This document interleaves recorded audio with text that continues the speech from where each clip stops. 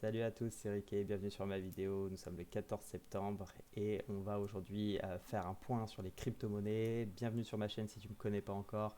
N'hésite pas à t'abonner. Pour me présenter, je suis un passionné des marchés financiers qui partage ses plans et ses stratégies sur différents actifs. Ça peut être aussi bien la crypto-monnaie, le forex, les actions ou encore les indices américains. L'idée étant de pouvoir vraiment t'apporter des bases, des connaissances si tu débutes. Si tu as déjà un niveau un peu plus avancé, peut-être que tu vas partager ou pas mes idées et mes stratégies, et c'est d'échanger en commentaire. Donc n'hésite pas à me donner ton avis sur ce que tu penses de mes vidéos, sur ce que tu penses de mes plans, et si toi aussi tu as peut-être un plan complètement opposé, n'hésite pas à le partager. De toute façon, pour ceux qui débutent et ceux qui peut-être qui découvrent l'analyse technique, sachez que l'analyse technique, il n'y a pas de recette magique. L'idée c'est de jouer des scénarios, des probabilités avec plus ou moins de chance pour essayer bien, tout simplement pouvoir dégager un profit sur des mouvements de prix que l'on ne peut bien évidemment pas prévoir à l'avance. Donc il y a aucun trader aujourd'hui qui gagne 100% de ses trades. Cela, ça n'existe pas. Si vous pensez que ça existe, sachez que l'on vous ment. Ceci n'existe pas, sinon ça se saurait. Voilà, j'en termine sur ce point. Moi, ce qui va m'intéresser aujourd'hui, c'est de revenir sur les différents scénarios des différentes cryptos qu'on a analysées depuis lundi. Donc, on en a analysé 6, me semble-t-il, depuis lundi. En plus, le Bitcoin. Donc, on va d'abord démarrer par le Bitcoin, revenir sur les plans qu'on s'était donnés. Et puis, on s'attaquera aujourd'hui à une analyse Ethereum et Phantom.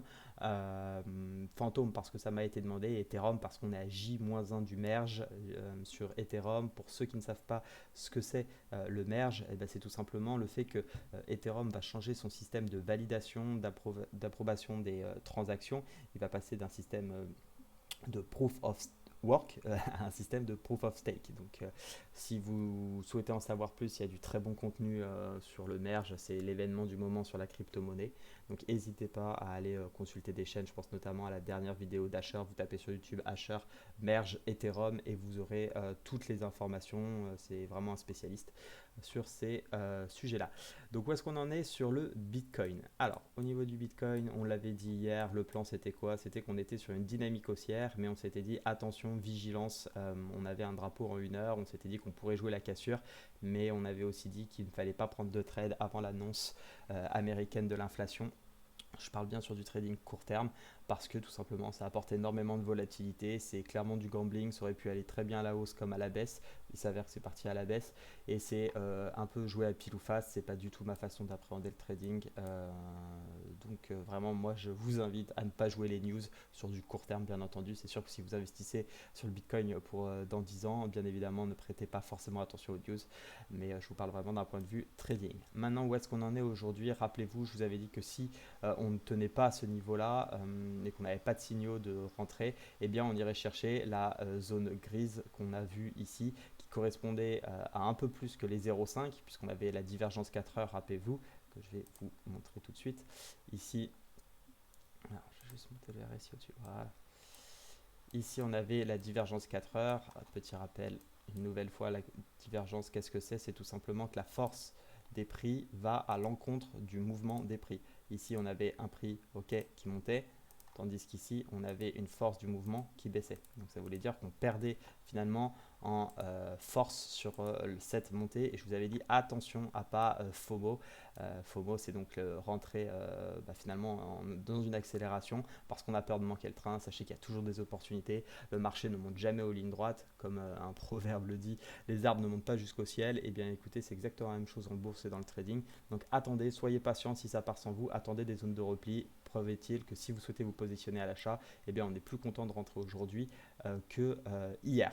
Maintenant la question c'est est-ce que c'est le bon moment pour rentrer? Moi en 4 heures, qu'est-ce que j'observe? Eh bien, on a lâché le niveau des 21 500 qui était ma première zone potentielle d'intervention si j'avais un signal. Bon, très clairement quand on voit la tête de la bougie, je vous confirme qu'on n'a pas eu de signal et j'avais dit eh bien moi ce qui peut m'intéresser c'est d'abord l'objectif théorique des 0,5 malgré que en dessous, on est à une zone ici de polarité. Une polarité, c'est qu'est-ce que c'est? C'est une zone qui a bloqué les prix. Et sur lesquels on vient se réappuyer. Donc ici, c'était plutôt une ancienne résistance et je me suis dit, vu qu'on l'a cassé en une fois et qu'on n'est pas venu la retester, on va très probablement, il faut savoir qu'on vient très souvent tester les zones, le marché a une mémoire et donc je me suis dit, je vais attendre un retour sur cette zone. On y est plus ou moins. Le seul aspect qui me gêne un peu aujourd'hui, c'est qu'on est finalement en dessous de cette zone de prix et que j'ai plus l'impression qu'on a cassé pullback et qu'on est en train de repartir. Sachant qu'on a eu un très fort mouvement baissier. Attention à ne pas se mettre aussi trop contre-tendance par rapport comment dire, à la tendance court terme. Donc ici, c'est assez compliqué. Moi, qu'est-ce que je vois? Je vois pour l'instant des 0,6 qui tiennent. Donc ça, c'est assez intéressant parce que souvent, vous le verrez au fur et à mesure de votre apprentissage, et vous le savez peut-être bien, dans les marchés financiers, le niveau de Fibonacci des 0,618 est un niveau qui est très très souvent retracé. En fait, on va avoir un mouvement d'impulsion et puis on va venir corriger. Alors parfois, on a des corrections plus brèves un nouveau qui est souvent travaillé. Moi, je traite pas avec, donc je l'ai enlevé de mon graphique, mais c'est les 0,382. On va aussi revenir très souvent tester la moitié du mouvement, 0,5. Et puis, si on a une correction un peu plus profonde, c'est les 0,618. Moi, ce qui m'intéresse, c'est de savoir si est-ce qu'on va garder cette zone finalement pour repartir et du coup aller rechercher une nouvelle fois les derniers plus hauts. Alors moi j'aime bien prendre les plus hauts en clôture, donc les 22 522, ou alors on va échouer finalement sur les 0,6, on va pas réussir à les conserver et dans ce cas-là, bon bah très clairement moi je viserai une nouvelle fois le bas ici, puisque quand on casse les 0,618 d'un mouvement en clôture, eh bien on a de fortes probabilités d'aller chercher la totalité du mouvement, sachant qu'en plus on est dans une tendance de fond. Bon, certes en range, mais plutôt qui provient d'une baisse. Hein, n'oubliez pas, le Bitcoin étant en pleine chute, eh bien j'aurais tendance à me positionner plutôt cette fois-ci à la baisse. Pas de réel signal d'achat à ce stade. Le signal d'achat qui pourrait me faire reprendre, c'est si effectivement on arrive à recasser le niveau des 20 500 et qu'on vient se réappuyer dessus pour repartir. Et dans ce cas-là, on aurait un trade relativement profitable. J'imagine quelque chose un petit peu dans cet esprit, avec un stop sous cette bougie qui a quand même montré une impulsion acheteuse sur la zone des 20 000. On voit que les acheteurs se sont manifestés. Donc on pourrait peut-être dire que cette zone va être défendue. Et dans ce cas-là, aller rechercher le dernier plus haut qui nous permet d'avoir un ratio de 2,76, ce qui est tout à fait correct par rapport à ma stratégie qui est de prendre au minimum des ratios de 2 pour toujours gagner plus que ce que je perds lorsque mes scénarios s'invalident. Donc voilà sur le Bitcoin à court terme. En une heure, je pense qu'il n'y a pas grand chose à dire. On voit que là, la zone, elle est travaillée. Donc, il va y avoir une décision qui va être prise peut-être aujourd'hui, peut-être demain. Est-ce qu'on vient finalement recasser la zone des 20 600 et on repart sur la tendance qu'on avait initiée ici? On était juste sur un mouvement correctif suite à l'inflation.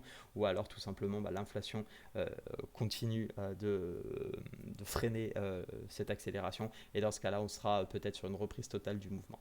Donc, voilà mon plan. J'attends ici de voir ce qui se passe sur les 0,6. Si on casse les 0,6, j'irai probablement je ne le ferai pas parce que je ne traite pas ce range, mais en tout cas, je viserai la zone des 19 000, 18 500.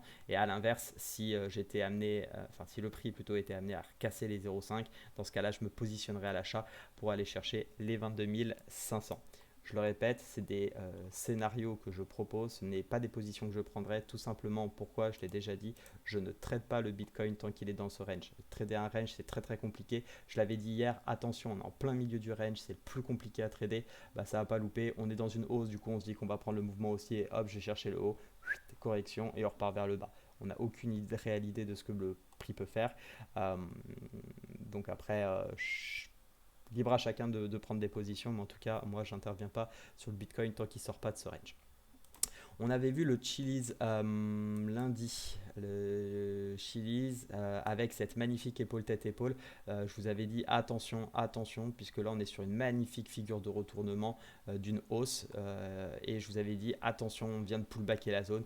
Écoutez, ça n'a pas manqué. Donc quand j'ai fait la vidéo lundi, on était tac, tac, tac, tac.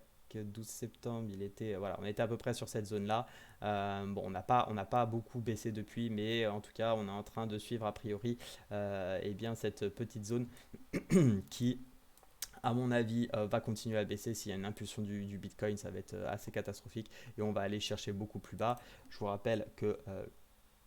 j'ai bougé mon Fibo, ça je vais fermer. Je vous rappelle que l'objectif théorique... Hop, on a cassé ici, ça serait de venir rechercher ici les 0,1382. Pour ma part, pour pas être trop gourmand, je viendrai sûrement, je viserai plutôt déjà cette zone de polarité ici où on a eu pas mal d'actions et peut-être m'arrêter plutôt au niveau des 0,15. Donc vigilance en tout cas sur le Chili's. Sur AAV, qu'est-ce qu'on s'était dit? On s'était dit qu'on était dans un range, que j'avais dit qu'il fallait attendre une réelle cassure pour pouvoir se positionner ensuite sur un rebond. On a eu ici un fake, un gros fade, qui était ni plus ni moins qu'un bull trap juste avant. Non, pardon, ça c'était hier. Donc c'était juste un bull trap où on a cassé le range pour le réintégrer directement. C'est ce que je vous dis, attendez une cassure franche, laissez partir un peu le prix, réappuyez-vous sur le rebond, sur le pullback et cette fois-ci rentrer un petit peu dans ce style. Mais là, franchement, c'est pas une cassure pour moi significative sur du 4 heures. Donc, il n'y avait pas de nécessité à prendre de position à l'achat. Donc, soyez prudents sur les cryptos. On est dans les ranges, on est coincé un peu au milieu de nulle part. Donc, il n'y a pas de réelle décision qui est prise. Privilégiez le trading de tendance. Et dans ce cas-là, très honnêtement, moi, je ne traite pas ce range. Enfin, aucun intérêt. Très compliqué. Attendez qu'une décision claire soit prise pour pouvoir vous positionner sur AAV selon moi. Ceci n'est bien évidemment pas un conseil en investissement, mais voici en tout cas l'avis que j'ai moi sur cette structure. Concernant STG, on en avait parlé hier. Hier, on était sur cette bougie finalement d'hésitation. Donc hier matin, non, pardon, c'était lundi. Donc lundi, STG, on était en pleine baisse. J'avais dit que le niveau ici serait intéressant si on avait un petit signal parce qu'on voit que c'est une zone de polarité qu'on avait touché ici, qu'on est venu s'appuyer une première fois avant de repartir, une deuxième fois, mais finalement on n'a pas fait un niveau plus haut que le précédent. Donc attention quand même à ce que cette zone ne lâche pas. Je préférais ici avoir un petit signal, quelque chose comme une divergence ou autre qui me permettrait de me dire, ok, effectivement, on a peut-être une reprise de la tendance. Pour l'instant, on est bloqué sous la moyenne mobile 1 heure sur le STG. On est en dessous des moyennes mobiles aussi en 4 heures. Assez compliqué de se dire de prendre une position. À la rigueur, pourquoi pas, si on tient ce plus bas et casser ici ce niveau des 0,6717, et bien pareil, attendre une impulsion haussière, se réappuyer sur ce niveau, placer un stop loss sous les derniers plus bas et aller chercher, j'avais dû prendre un plan un peu swing, mais aller chercher déjà peut-être, oulala, ouais, je ne sais pas ce qui s'est passé, je vais le refaire parce que là, sur des choses qui n'ont aucun sens. Hop, donc je disais attendre la cassure ici. Ok. Stop loss en dessous des derniers plus bas. Aller chercher potentiellement soit le dernier plus haut qui est ici, donc à 2,74, 2,69 en ratio, ou alors pourquoi pas même le dernier plus haut ici qui ferait un ratio de 7. Attention, c'est gourmand, c'est dangereux, on reste dans une tendance qui n'est pas franche et qui n'est pas très haussière, donc attention à ne pas vouloir être trop gourmand sur les prises de bénéfices. Encaisser petit à petit, on est dans des zones de range, je le rappelle, donc très honnêtement, soyez prudents et n'essayez pas de viser les x10 sur cette période d'incertitude.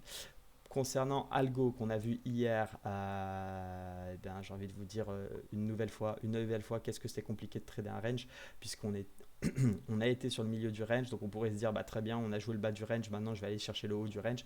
Ça reste un plan qui est encore réalisable aujourd'hui. Pour autant, on voit que le milieu de range a fait complètement résistance. Donc là, on a une magnifique zone de polarité. Je le rappelle, on voit bien que les prix travaillent cette zone et c'est très compliqué de passer. Ici, on a eu une fausse cassure, réintégration et on repart à la baisse. Donc pareil, pas de prise de décision sur Algo tant qu'on ne sort pas du range. Attention à TRB. J'avais quelqu'un de la communauté qui m'avait demandé d'analyser TRB.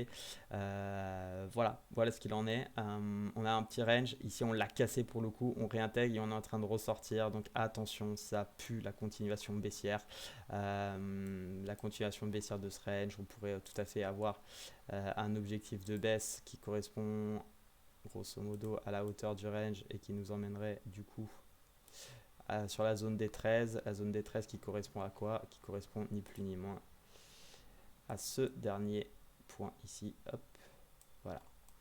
Donc c'est une zone qui a été travaillée ici. On n'avait pas été revenu la pullbacker exactement le 24 juin suite à la cassure du 24 juin. Donc peut-être retrouver cette zone de prix ici qui était finalement la sortie de ce W.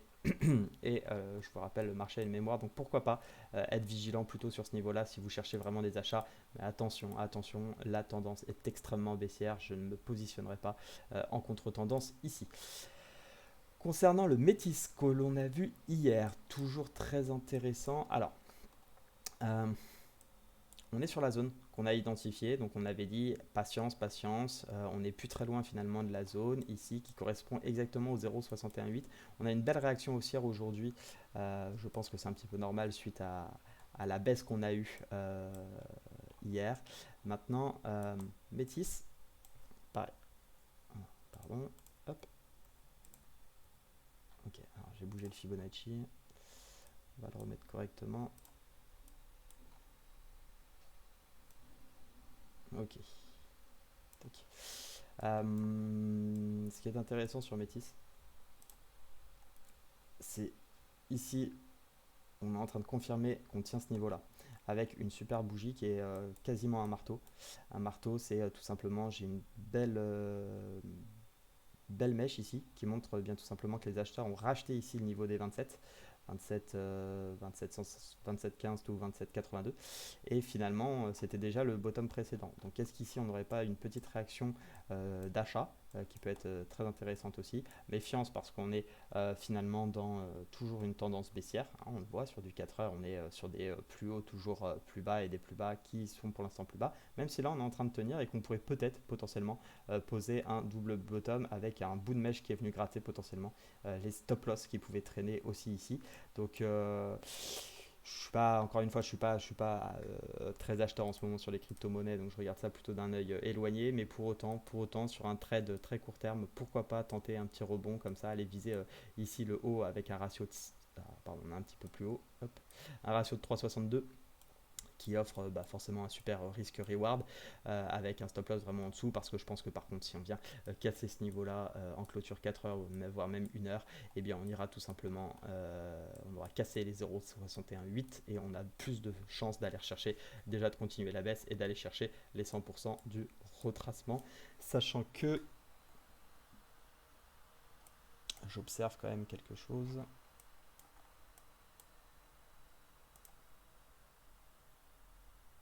Peut-être qu'elle est plus visible en daily. Ouais, pour l'instant,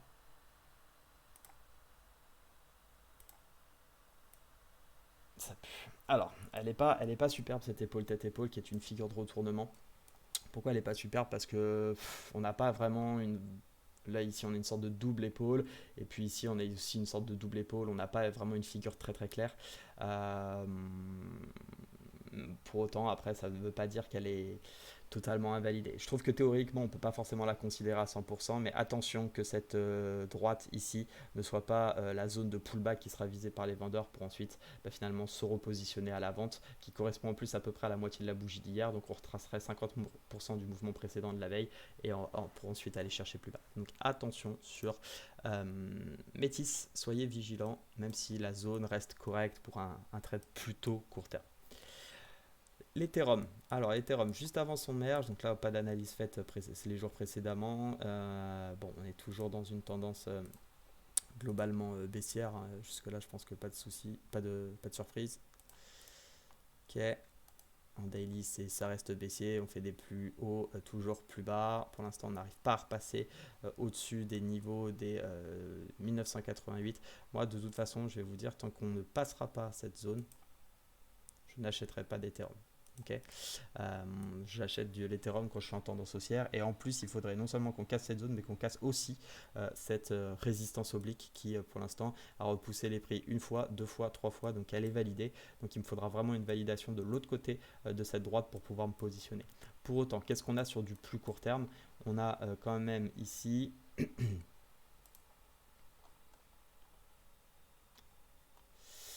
on a mini droite de tendance qui pour l'instant soutient les prix. Okay, en 4 heures, on soutient les prix. Ça, c'est un fait, on les tient. Maintenant, vigilance. Vigilance, pourquoi? Certains le savent, j'utilise beaucoup les drapeaux qui sont des figures de continuation. Et quasiment bingo. Généralement, un drapeau, ce qui vient, c'est rechercher les 0,618 de retracement de Fibonacci avant de casser son canal et d'aller chercher du coup l'objectif potentiel théorique. Donc, un scénario possible qui serait cette fois-ci à la vente, ça serait tout simplement qu'on vienne casser ce drapeau et qu'on aille chercher du coup cet objectif à 1162 et pourquoi pas aller chercher finalement beaucoup plus bas puisque ça correspondrait peut-être à aller chercher ici les derniers plus bas. Donc méfiance quand même dans ce canal.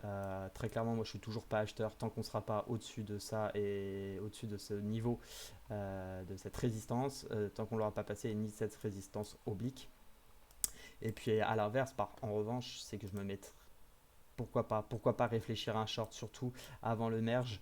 Très, très souvent, on dit buy the rumor et sell the news. Bah, c'est un petit peu ça. C'est un petit peu ça qui pourrait se produire. Alors, je dis pas que c'est sûr, bien évidemment. J'ai aucune certitude sur les marchés, j'en aurai jamais. Moi, j'essaye vraiment de trader au maximum ce que je vois. Tout le reste que je vois passer sur Twitter ou autre, bah, d'ailleurs, c'est simple, je n'ai pas Twitter. Du moins, je le regarde pas parce que c'est juste bruit de conneries qui va vous mettre des biais, un nombre de biais pas possible dans la tête, vous allez plus savoir quoi penser. Trader ce que vous voyez, c'est quand même plus simple. Les graphiques vous disent exactement ce qu'il en est dans le passé et dans le présent. Donc établissez des scénarios par rapport à ce que vous disent les prix et rien d'autre. N'allez pas écouter les pseudo-influenceurs ou que sais-je qui sont là à vous donner tous les conseils. Faites vos plans et surtout gardez vos stratégies en tête et appliquez-les. Donc ici, ouais, je me dis que honnêtement, on a quand même une très belle réaction avec ce doji ici sur le support oblique. Pour autant, on reste dans une tendance baissière, donc méfiance, méfiance. Si on vient casser ce niveau, voilà. On vient casser ce niveau. Je vais faire un petit scénario. Hop, on casse.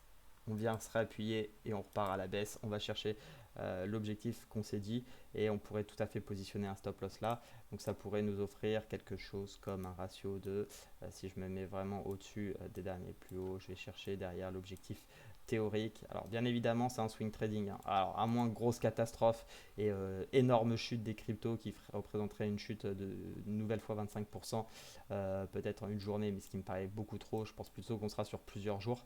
Et bien dans ce cas-là on aurait un super ratio de 4,85, ce qui serait top. Vraiment un très beau short ici que je peux pour le coup avoir en tête et potentiellement prendre si jamais on a une cassure de ce niveau-là. On m'a demandé également de regarder FTM. Alors FTM, ok, j'avais déjà fait ma petite analyse de mon côté. Ouais, c'est vraiment splendide ce qu'on a. Ok. FTM est bien bloqué entre le prix des 0,2, 0,40, donc un petit peu comme Bitcoin, comme Ethereum, comme tout ce que vous voulez. Moi, je ne vais pas me positionner ni à la vente ni à la baisse tant qu'on n'a pas cassé finalement ce niveau du haut du range ici, donc pour la hausse, et ce bas de range en bas. À la rigueur, je peux acheter bien évidemment sur la zone des 0,20 si j'ai un signal, mais pour l'instant, on n'y est pas et il y a encore du chemin. Qu'est-ce que j'observe? Eh bien, j'observe que sur la dernière montée qu'on a eue, eh bien, on est en train de retracer. Et qu'est-ce qui se passe? Qu'est-ce qui se passe, les amis? Bah, regardez, c'est assez simple. On a cassé les 0,6, on s'est réappuyé une fois dessus, une deuxième fois, on ne repasse pas cette zone. Il y a de très fortes chances que cette zone-là, finalement, dans une unité de temps un peu plus courte, bah, ça soit la résistance qui bloque les prix, qu'on n'arrive pas, on le voit bien hein, ici, hein. Hop, toute cette zone-là, eh bien, elle est défendue par les vendeurs ou les acheteurs prennent leur profit et du coup ça pousse les prix à la baisse et très clairement bah, il y a de fortes chances qu'on aille rechercher la zone que j'ai identifiée ici en bas entre les 0,1865 et 0,1945 et donc du coup d'aller au moins chercher les 100% de retracement sur le dernier mouvement. Donc attention, vigilance, si on lâche vraiment ce plus bas là, bon, ça augmente encore une fois les chances d'aller chercher ce niveau. Voilà, j'espère que ça a été clair, restez prudents. Les marchés sont très compliqués en ce moment, on est en plein milieu des ranges, c'est pas facile de savoir ce qui va se passer, on peut établir tous les scénarios qu'on veut, les probabilités sont compliquées à estimer, donc pour ma part, moi je reste très loin de la crypto, je préfère aller trader des petits mouvements en scalping sur comment vous dire, sur les indices. Je vous rappelle que je suis en challenge actuellement top step, 150 000 dollars sur les indices américains, j'ai commencé il y a une semaine et demie, pour l'instant je suis flat. Donc ça veut dire que je ne suis pas en gain, je ne suis pas en perte. Donc voilà, allez plutôt prendre des petits mouvements parce que là, se positionner sur du long terme, c'est très compliqué. On a des annonces qui arrivent prochainement, donc restez prudents.